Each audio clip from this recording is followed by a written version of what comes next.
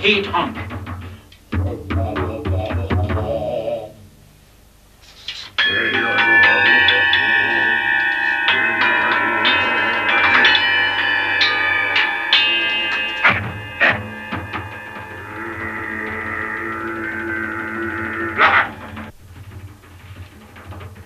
Először is a mi.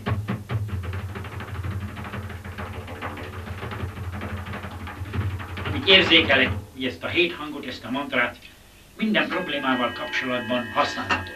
Ami negatív probléma, ami nehéz, súlyos, emésztetlen, az feloldódik, mint énekelve, zümmögve, mint a só a vízben.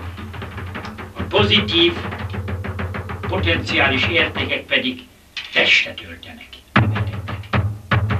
Ez az első. Tudjuk azt, hogy az igazi mantra a nincs szóhoz kötve, mert minden nyelv szent. A 7 hangot addig kell repetálni, amíg az magától egy hangba olvad. Így.